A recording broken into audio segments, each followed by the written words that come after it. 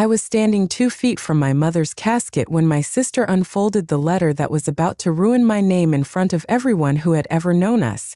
And I knew something was wrong before she read a single word. The paper itself looked too clean, too crisp, like it had never been handled by my mother's arthritic hands.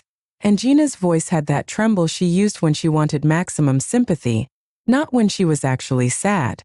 "Mom wrote this a few weeks before she passed," Gina said, turning to face the packed church, her eyes already wet, the pastor standing slightly behind her like a referee. "She asked me to read it when the time came." I felt my stomach drop.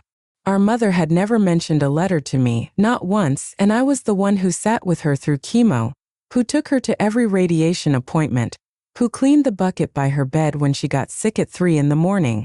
But sure, she'd apparently given her last words to the daughter who blew in with flowers and selfies.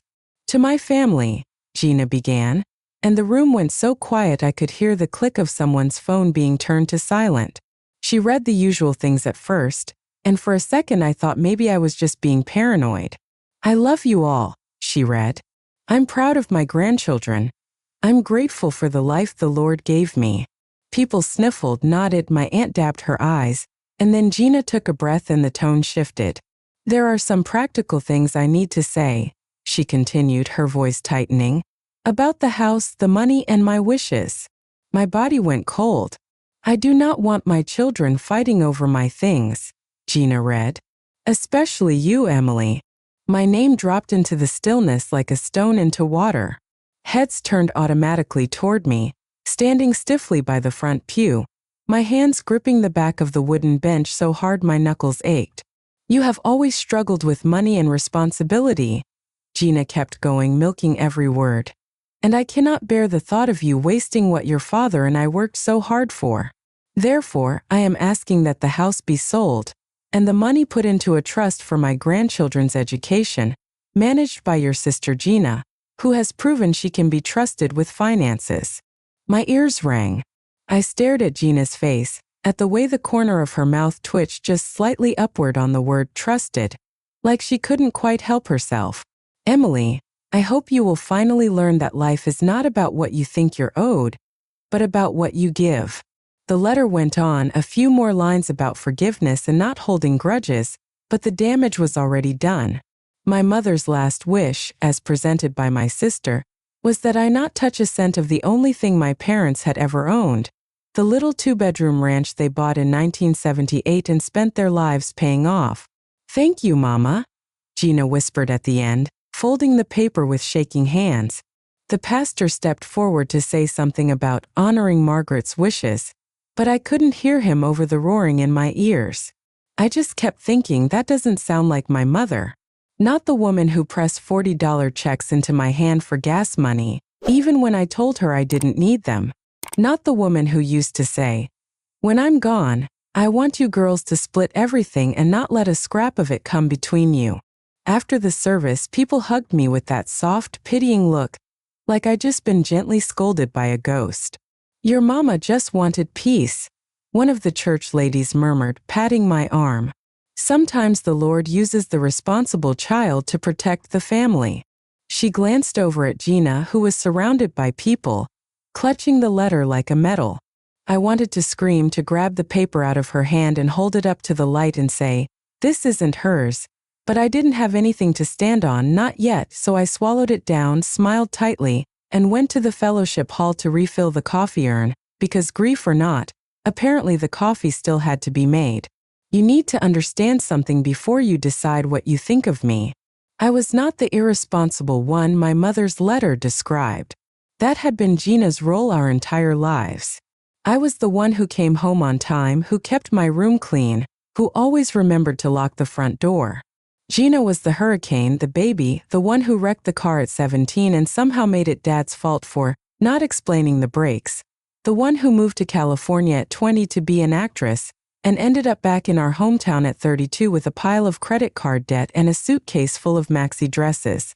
I'm 3 years older than her, but sometimes it felt like 15.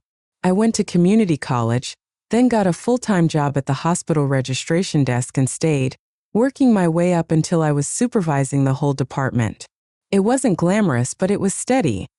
A paycheck every 2 weeks, benefits. A sense that if I got hit by a bus, someone would actually notice. My parents were working-class people. Dad drove a truck.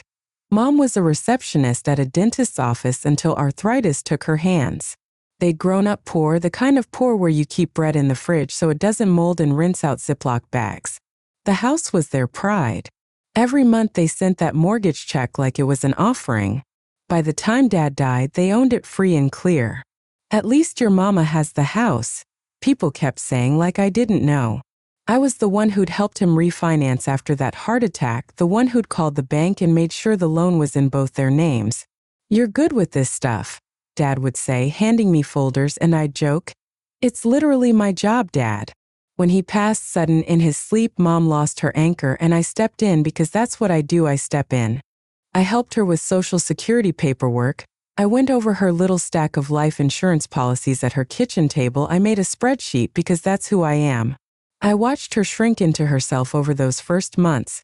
The living room that had always smelled like pot roast and pine sol started to smell like stale coffee and grief. Gina flew in for the funeral, posted a black and white selfie of Dad's hands folded in the casket with some quote about heaven gaining an angel, cried dramatically at the graveside, then flew back to LA 2 days later because she had auditions. We didn't see her again for almost a year. Those months between Dad's death and Mom's diagnosis were heavy, but simple in a way. There was one job: keep Mom going. I'd work 8 hours at the hospital, then stop by her house to bring her dinner, to take her to the doctor, to fix the leaky faucet because she'd shrug and say, "Your daddy always knew how to do that," and then look lost.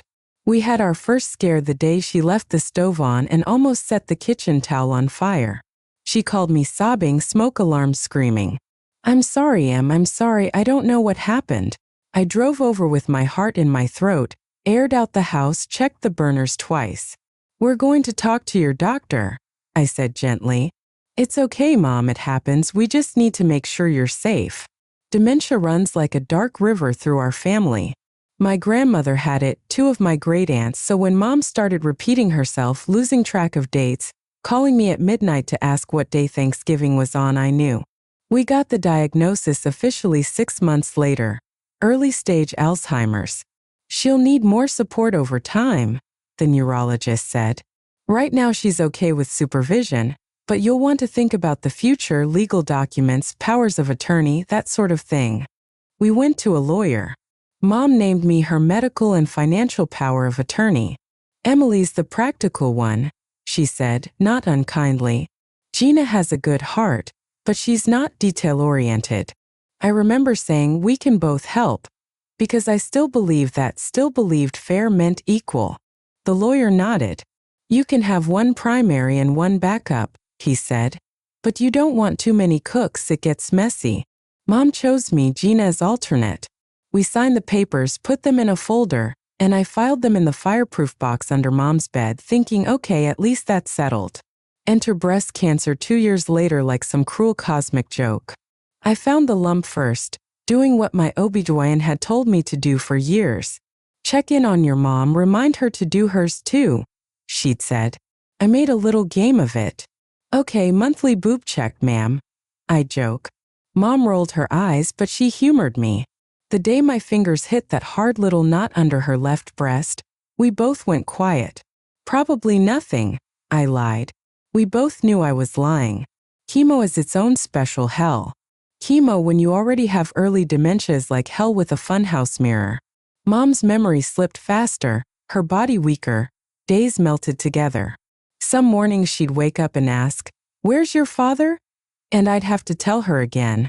Watch the grief hit like it was brand new every single time. Gina came back the week of the mastectomy, this time not from LA, but from Asheville, North Carolina, where she'd moved to start over with a guy who made custom knives and kombucha. I'm here now, she announced, breezing into Mom's kitchen with a suitcase and a new haircut, hugging Mom carefully. I'm going to help. I wanted to be hopeful, I really did. There were glimpses of something real those first weeks. She'd sit by Mom's bed and paint her nails, braid her thinning hair, make smoothies with protein powder and kale. "We're going to get you strong, Mama," she'd croon, posting photos of their hands intertwined with hashtags like hashtag fight like a girl and hashtag cancer sucks. People from church would stop me and say, "Isn't it wonderful how your sister dropped everything to come home?" And I'd smile and say, "Yes, it is," because I didn't know what else to say. What I didn't say was that Gina still slept until 10 most mornings, that she got overwhelmed by bills and appointments, that she'd leave Mom alone for hours to go clear her head at yoga or with friends, and I'd show up after work to find Mom in the recliner, confused, asking if we'd missed a doctor's visit someone had rescheduled and forgotten to write down. "I can't do everything, Emily," Gina snapped one night when I pointed out the missed meds in the pill organizer. "I gave up my life to be here." I looked at her bare feet on Mom's kitchen tile, at the chipped nail polish, at the empty wine glass by the sink. "I didn't ask you to give up anything," I said, my voice tired. "We could hire a nurse for a few hours a day. I've run the numbers. Between Mom's Medicare and Dad's pension, we are not bringing strangers into this house." She cut me off. "Mom doesn't want that, do you, Mama?" Mom, caught between us like always, picked at her napkin. "I just want my girls," she murmured, and that was that. Every time I tried to bring up outside help, Gina would pivot, make it about my coldness, my need for control. "You don't know how to just be with her," she'd say. "You always have a checklist." It wasn't entirely wrong. I did have checklists. Med lists, appointment lists, bank login lists. Someone had to keep the trains running. Gina got to be the fun one, the one who snuggled on the couch and watched Hallmark movies.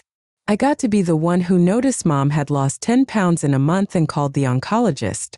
I didn't resent that, not really. What I resented was the narrative she was spinning around it. Little things at first, comments to nurses. "Emily will handle that. She loves bossing people around." Jokes to cousins. "Em's got Mom's checkbook under lock and key. She doesn't even tell me what's in the accounts." As if transparency wasn't something I'd begged for. "You can look at the statements with me," I'd said more than once, sliding the laptop across the table. "I don't have time for that," she'd wave me off. "Just make sure the lights stay on."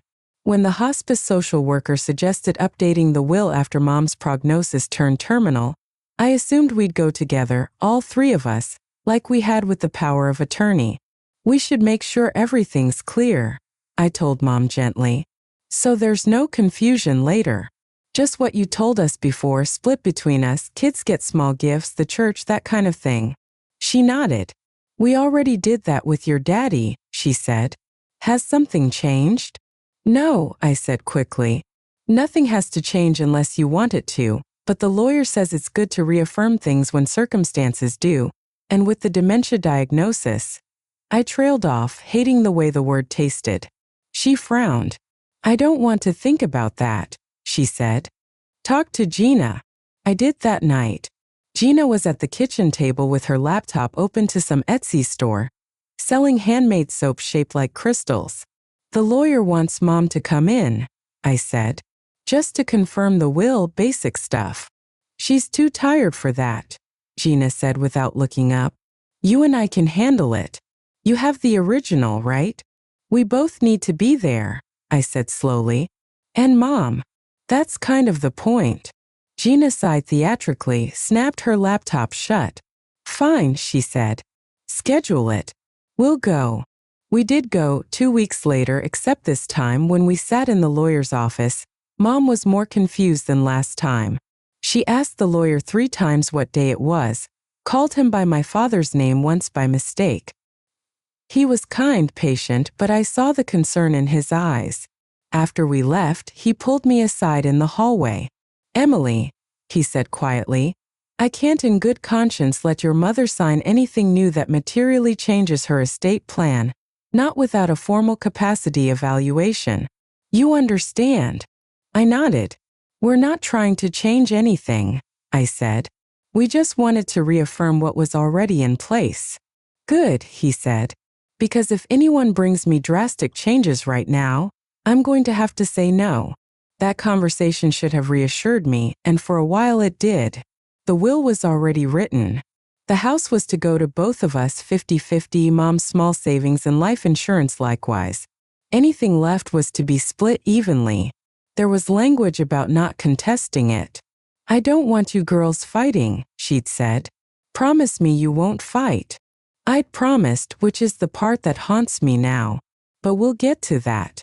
The last month of Mom's life was a blur of hospice visits, morphine drops, and whispered conversations in the dim light of the bedroom. She had lucid days and foggy days, days when she'd squeeze my hand and say, "I'm so glad I don't have to worry, you always were my steady one."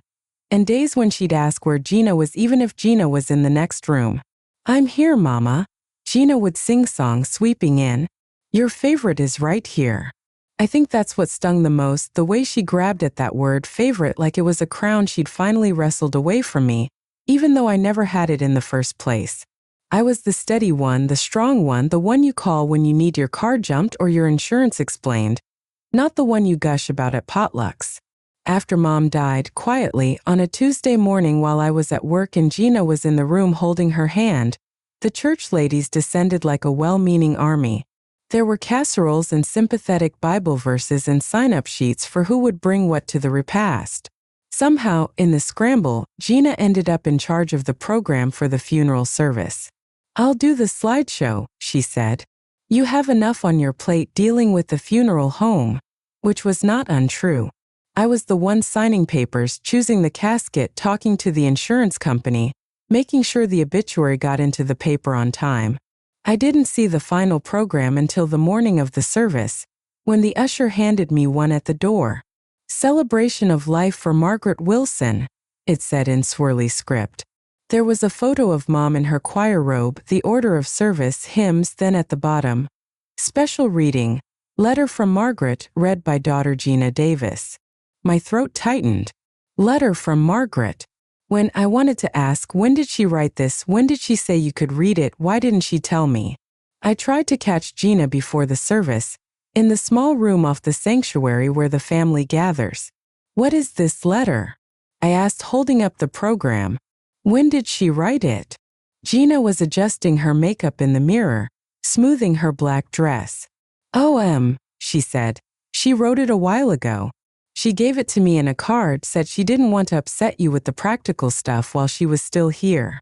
She knew you'd overthink it. She told me to read it when the time came." Something in me bristled. "Can I see it?" I asked. "Before you read it?" She hesitated just a fraction of a second, then laughed lightly. "What, you think I forged her handwriting?" she said. "God, Emily, even at Mom's funeral you have to control everything." She reached into her purse, pulled out a folded sheet, flashed it at me quickly. "See," she said. "Her writing." She wasn't wrong. At a glance it did look like Mom's shaky cursive, the way she looped her Y's, the little cross through the capital F. "I'll show you properly later," Gina said, stuffing it back into her bag as the pastor knocked. "They're ready for us." And that's how I ended up standing next to my mother's casket while my sister read words that felt like a slap, in my mother's voice but not her heart. After the funeral, I tried to brush it off, tell myself grief was making me paranoid. People say strange things at the end of their lives, right? Maybe Mom really had decided to prioritize the grandkids, which, okay, fine, I could have lived with. What I couldn't shake was the part about me being irresponsible and not to be trusted with money. It was so far from how she had ever talked to me that it kept replaying in my head at night, when the house was quiet and the casseroles were congealing in the fridge. A week after the funeral, I went to Mom's house alone for the first time. Gina had been staying there to keep the place from feeling empty, she said, which really meant she got the good mattress and the cable package. I didn't fight her on it. I just needed to go through Mom's paperwork, find the will, call the lawyer, start the awful process of estate stuff. I let myself in with my key. The house smelled like our childhood. Old coffee, fabric softener, a hint of Gina's perfume. There was a half-empty glass of wine on the coffee table, 2 mugs in the sink, Gina's shoes by the couch. Her car was gone. A sticky note on the fridge said, "M. Ran to the store, back later, G." In Mom's bedroom, the bed was made, sort of, blankets pulled up, her rosary on the nightstand. The fireproof box was still under the bed where we'd left it. It took my whole body weight to drag it out. I sat cross-legged on the floor and opened it. The will was there, exactly where it should be, in its yellow envelope. I opened it carefully, half expecting the words inside to have changed to match the letter. They hadn't. It was the same document Dad and Mom had signed 5 years before, drafted by the same lawyer. I leave my residence at 412 Maple to my daughters, Emily Wilson and Gina Davis, to share equally, it said. I leave all remaining accounts, insurance, and personal property likewise. There was no clause about selling the house, no trust for the grandchildren, no mention of me being unreliable. My heart pounded. I read it 3 times, checked the date, checked the signatures, all the same. So where had that letter come from? Maybe she just wrote it and never updated the will, I told myself, sitting on the floor with the paper shaking in my hands. But even as I thought it, something didn't sit right. My mother had many faults, passive aggression being chief among them, but she was not sloppy with legal stuff. A will is a will, she used to say. You don't mess around with that, you do it right. I put the will back, pulled out the other folders, bank statements, life insurance, the copy of the power of attorney naming me. Everything as it should be. The only thing that seemed to have changed was the narrative, the story Gina told out loud, bolstered by that letter. That night, lying in my own bed, staring at the ceiling, I thought about the letter again, about how the paper looked new, about how Gina had flashed it too quickly for me to really look, about how Mom had never once criticized my financial sense in the entire time we'd been dealing with her money. If anything, she'd been relieved to hand over the checkbook. You always were good with numbers, she'd say. I don't know how you keep it all straight. Grief does weird things, but it doesn't rewrite 30 years of praise into, you've always struggled with responsibility, overnight. I found myself thinking about Mom's phone, of all things, the old Android she'd used up until hospice, the one with the cracked corner and the floral case. After she died, Gina had grabbed it off the nightstand and said, I'll take care of this, all her contacts are in here. I hadn't thought much of it at the time, but now, half awake at midnight, that moment flashed in my mind. She'd probably written that letter on paper, I thought. But what if there were notes, drafts, something? I tried to push the thought away, tell myself I was being ridiculous, but it kept nagging at me. 2 days later, that nagging turned into something else when my cousin Lisa called. Hey, she said. I just wanted to check on you, see how you're doing. We talked a bit, the usual, one day at a time, taking it moment by moment. Then she hesitated. I hope this isn't out of line, she said. But that letter Gina read, did your mom talk to you about it before she died? My shoulders tensed. No, I said. Why? Lisa sighed. Because she told me she was going to write you girls separately, that she wanted you to each know how much she appreciated different things about you, she said. She mentioned wanting the grandkids to get something, sure, but she never said anything about cutting you off, Emily. If anything, she was worried you were carrying too much. My chest tightened.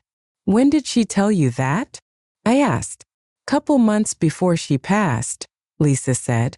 We had coffee after church. Gina wasn't there. She was on one of her retreats, your mom said. Emily does so much, I don't know how to thank her. I told her to write it down, she said she might, that she'd been jotting things in her phone, but she was old-fashioned and liked paper. There it was again, the phone buzzing at the edge of my mind like a mosquito. After I hung up with Lisa, I sat at my kitchen table staring at nothing. Then I grabbed my keys and drove back to Mom's house. Gina's car was in the driveway, lights on inside. I let myself in without knocking, years of habit. Gina called from the kitchen. You scared me. She was at the table with her laptop, a spreadsheet open, bills piled around. What are you doing here? Going through Mom's paperwork, I said. I need some account numbers for the life insurance. The lawyer called. It wasn't even a lie. Fine, she said. I put a bunch of stuff in a box in the spare room, help yourself. She turned back to her screen. I went down the hall, my heart pounding. The spare room used to be my bedroom before I moved out. Now it had a futon and a pile of detergent bottles in the corner. There was indeed a box of paperwork on the bed. I shuffled through it, just enough to make noise, then stepped back into the hall. "Hey, Gina," I called. "Do you have Mom's phone in here?" "What?" she called back. "Her old phone," I said. "I was thinking we might need to notify some of her friends who don't use Facebook. Their numbers are in it." There was a pause. "I already did that," she said too quickly. "I went through and called everyone, the pastor, her Bible study, all of them." "Okay," I said, trying to sound casual. "Where is it, though?" "The phone. We should probably wipe it, cancel her account, that kind of thing." Another pause. "I don't know," she said a little too loudly. "I think hospice took it when they cleaned out the room." My heart rate picked up. Hospice does a lot of things, but they do not take patients' phones. "Oh," I said, stepping into the kitchen. "That's weird. I thought you grabbed it." She glanced at me, then quickly back at her laptop. "I must be remembering wrong," she said, a flush creeping up her neck. "If there is one thing growing up with a lie-prone little sister teaches you, it's how to spot when she's lying badly." "Do you mind if I look around?" I asked lightly. "It's probably just under some papers." "Why are you so obsessed with a stupid phone?" she snapped, the change in tone so abrupt it made me blink. "Mom's gone, let it go. She wrote what she wrote. She wanted what she wanted. You can't control it." There it was, the real sore spot, not the phone, the letter. I felt something settle in my chest, a kind of cold determination. "I'll drop it," I said, forcing my voice calm. "I'm just going to finish going through the box." I went back down the hallway, but instead of going to the spare room, I slipped into Mom's bedroom and closed the door softly behind me. The room looked the same as last time. Quilted bedspread, floral curtains. The bedside table still had her reading glasses and a half-finished crossword. My eyes scanned the surfaces: dresser, chair, closet. Nothing. Then I remembered the day hospice had brought in the hospital bed. We'd shoved a bunch of stuff into the bottom drawer of the nightstand to clear surfaces. I knelt, pulled it open. There were rosaries, old lotions, expired pills in orange bottles, and at the back, pushed against the wood, Mom's phone face down. My heart jumped into my throat. I picked it up. The screen was black, battery dead. I slid it into my bag with hands that suddenly felt too big, took a breath, and walked back down the hall. "I'm going to head out," I called. "I'll take this box with me if that's okay. Less clutter for you." Gina waved a hand without looking up. "Fine," she said. "Just don't lose anything. We have to be transparent with the lawyer." The irony of that sentence almost made me laugh. Back at my apartment, I plugged the phone in like it was a bomb, sat at the table, watching the little battery icon light up. It took a few minutes, then the home screen blinked on. Mom's lock screen was a photo of me and Gina at Christmas 5 years ago. Our arms around each other, heads touching, fake smiles that looked real enough at the time. I swallowed hard, hit the screen. It didn't ask for a passcode. She'd turned that off months ago when she kept forgetting it. I went straight to the Notes app because that's what I would have used, and sure enough, there they were. A list of little yellow squares with titles like Grocery List and Verse from Church. Halfway down, Letter Girls, dated 2 months before she died. My fingers shook as I tapped it. The note opened. Mom's words stared back at me. "Em and Gina," it began. "I don't know if I will ever say all this out loud without crying, so I am writing it here to get my thoughts straight." I read every line, my heart breaking and knitting and breaking again. She wrote about how proud she was of both of us in different ways. "Em, you have carried more than your share since your daddy died," she wrote. "I know I lean on you too much and I am sorry. You never complain, you just do. You always were my steady girl. If there is anything left when I am gone, I want you to take a breath and use some of it to rest, fix your car, take a vacation, something that is just for you." I had to stop and wipe my eyes. Gina's part was there too. "Gina, you have such a big heart and you make me laugh when nobody else can," she wrote. "I know money has been hard for you, but I hope you find your footing. If I can help with that in any way while I am still here, I will." There was nothing about selling the house, nothing about not trusting me with money. In fact, she wrote, I feel better knowing Em has the papers. She understands that stuff and I don't. It is a weight off my mind. At the bottom of the note, she typed, maybe write this nice later on paper. My breath caught. Write this nice later on paper. I backed out of the note, my pulse drumming, and checked other apps. Messages. She and Gina had a thread full of love you, mama, and heart emojis. Nothing overtly sinister. The last few days were mostly, how are you feeling? And do you need anything? I almost let myself relax, then I noticed the Files app, an app she never used, at least as far as I knew. Curiosity prickled. I opened it. There were 3 documents listed under recent, all created within the last month of her life. 2 were blank, test files, but the 3rd had a name that made my stomach drop. Last letter, Margaret. I tapped it. It opened a simple text document. The words inside were heartbreakingly familiar, because I'd heard them from the pulpit. To my family, it began. I love you all. The first paragraph matched what Gina had read almost word for word. But then halfway down the page, I saw something that made me sit up straighter. Right in the middle of the sentence that had gutted me at the funeral, the wording was different. The original text read, Emily, you have always carried more than your share and I worry you will forget to rest. There was a cursor mark, the text crossed through, then below it. Emily, you have always struggled with money and responsibility. My blood ran cold. Further down where the note had originally said, I want you girls to talk together about what to do with the house. The text was crossed out, replaced with, I ask that the house be sold and the money put into a trust for my grandchildren, managed by Gina. The edits were clumsy with little change tracking marks in the margin, comments like maybe say this stronger and lawyer. Next to them, comments that were not in my mother's voice at all, especially the one that said, this will make her mad but she'll get over it, in a shorter, choppier phrasing that sounded suspiciously like Gina. My hands were shaking so hard I almost dropped the phone. I scrolled to the top of the document, looked at the metadata. Created on Mom's phone, sure, but last modified not by her. The little account name at the top said Gina D. Linked to a Gmail address that was definitely not my mother's. You've got to be kidding me, I whispered. I checked the video folder next, an instinct I can't fully explain. There were the usual little clips. Grandkids singing happy birthday, Gina filming Mom blowing out candles, a weird sideways video of the dog. And then near the bottom, one labeled by the phone's auto-tagging as June 3rd, 2:12 p.m., about 2 weeks before Mom died. I tapped it. My mother's face filled the screen, the angle slightly off, like the phone was propped up against something on the bedside table. Her hair was thinner, scarf tied messily. Is it going? She asked someone off camera, her voice raspy. Yeah, Mom, it's going, just talk. Gina's voice. The video shook a little as whoever was holding it adjusted, then steadied. Okay, Mom said, looking straight into the camera. This is in case I forget to sign something, or we can't get to the lawyer again. She took a breath.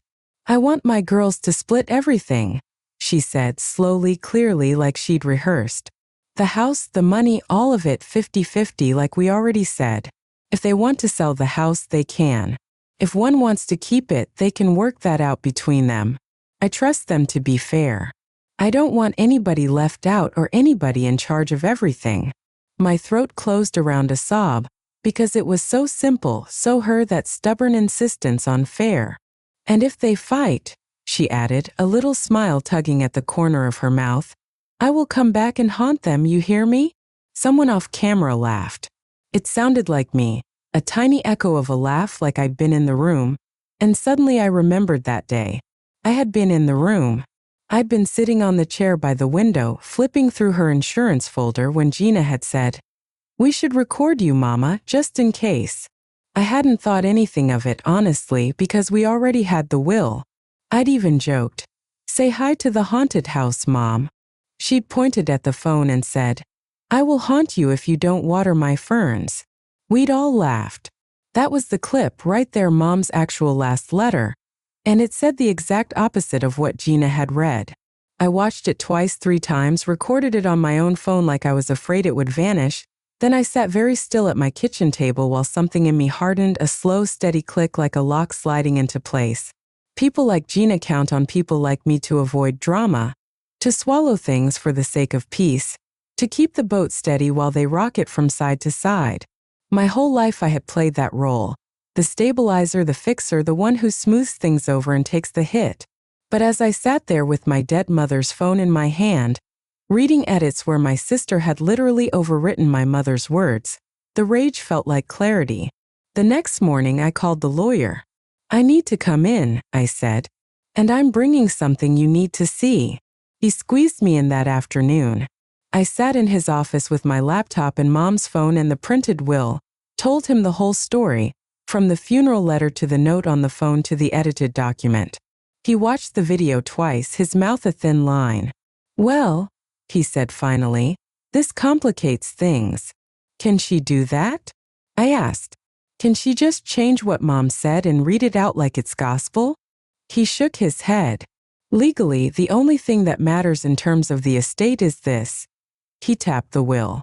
"This is the controlling document, not a letter, not even a video, unless the will was properly revoked or superseded by another, which it wasn't. I drafted it. I would know." Relief and fury twisted together in my chest.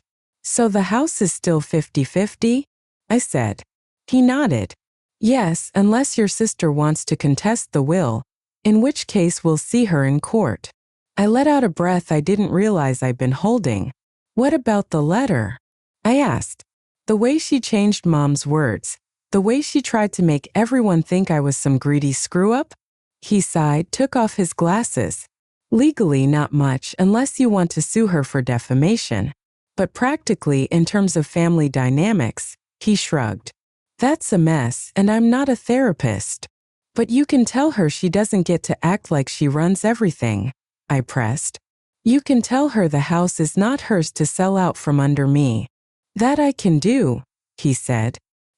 He drafted a letter to Gina's address that afternoon, copying me. "This firm represents the estate of Margaret Wilson," it said. "The decedent's will dated May 7, 2018, is valid and controlling. Pursuant to its terms, the residence at 412 Maple and all remaining assets are to be divided equally between her daughters, Emily Wilson and Gina Davis. Any attempt to dispose of estate property without the consent of both heirs will be in violation of the will and subject to legal action." He kept it dry, professional. No mention of the funeral or the phone. That was my choice. "Do you want to confront her with the recordings?" he asked. "That's up to you, but be prepared. Once you open that door, there's no going back to pretending things are fine." I went home with a manila envelope full of copies and a head full of noise. Part of me wanted to march straight to Mom's house and shove the phone in Gina's face. "Explain this." I'd say, "Play the video, make her look at me," while Mom's real words played. Another part of me pictured my mother in her casket, the piece on her face that had been missing for years.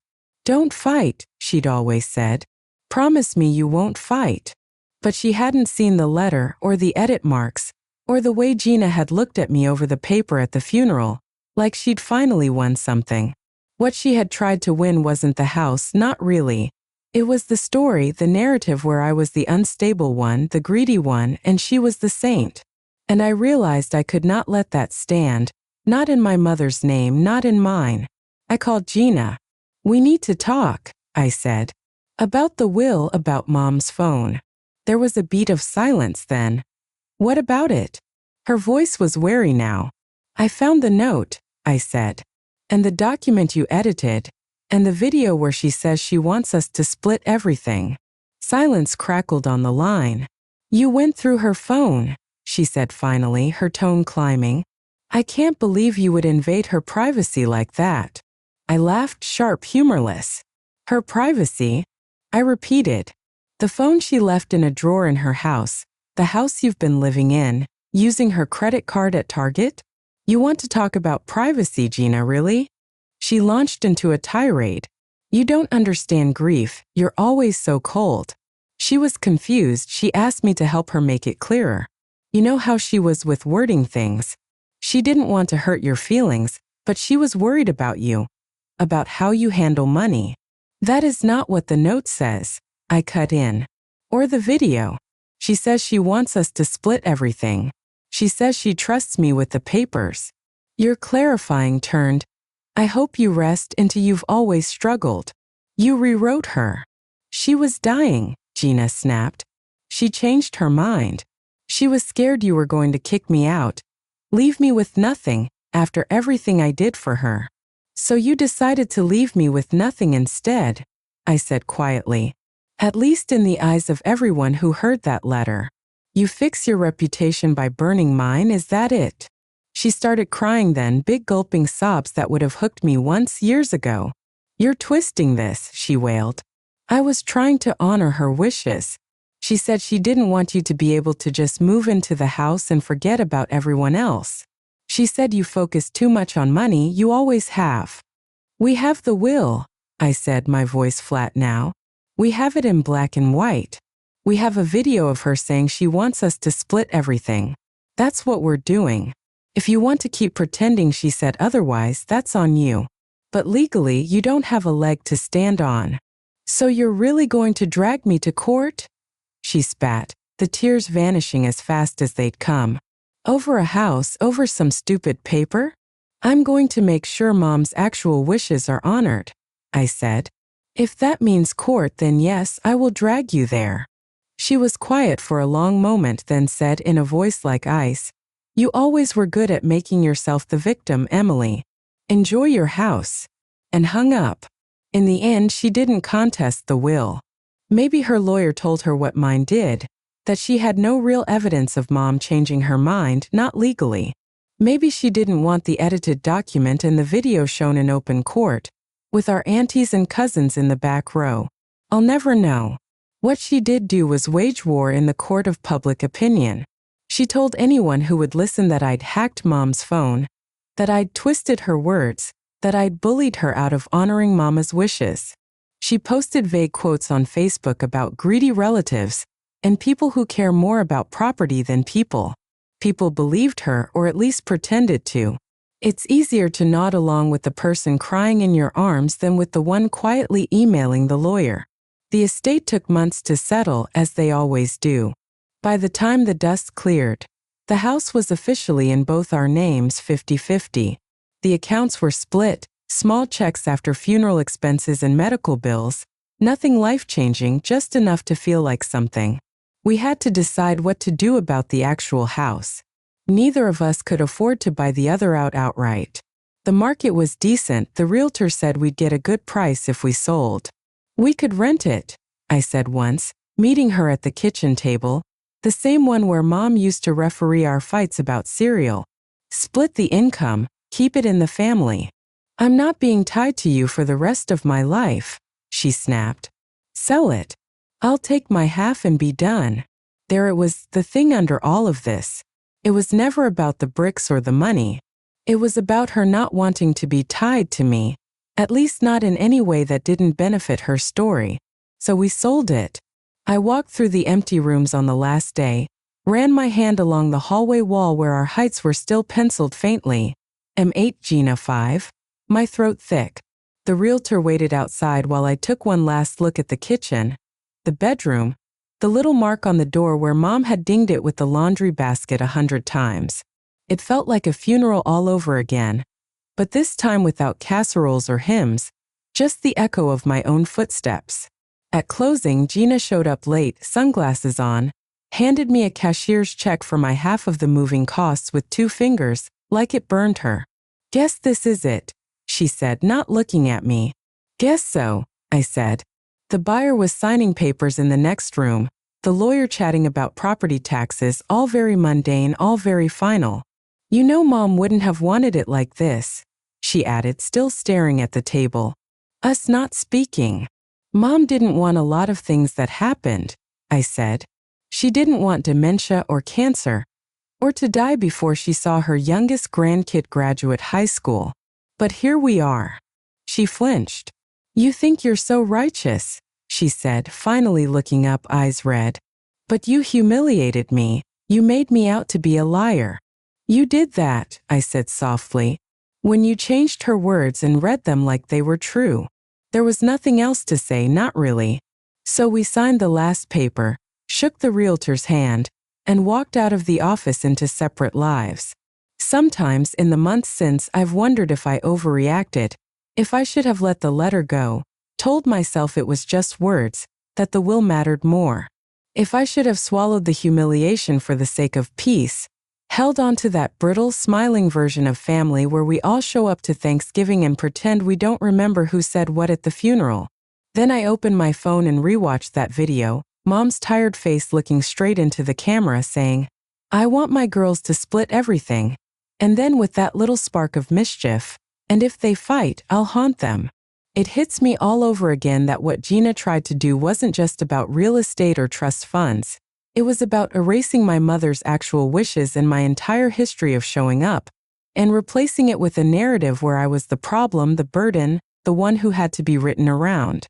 And I can't live in that version of the story, not and still recognize myself. So here's where I throw it back to you, strangers on the internet who will never sit in my mother's church or eat her pot roast. If you were standing at your mom's funeral, listening to your sister read a letter that painted you as irresponsible and unworthy, and later you found proof on your mom's old phone that the letter had been edited, that your sister had literally rewritten your mother's words to make herself the hero and you the villain, would you have done what I did, dug up the documents, gone to the lawyer, insisted on honoring the will even if it meant selling the only home you ever knew and blowing up whatever was left of your relationship with your sister? Or would you have stayed quiet for the sake of peace, let everyone believe your mom thought you were the problem, and kept sitting across from your sister at holidays, swallowing the knowledge that the story of who you were in your own family had been altered without your consent?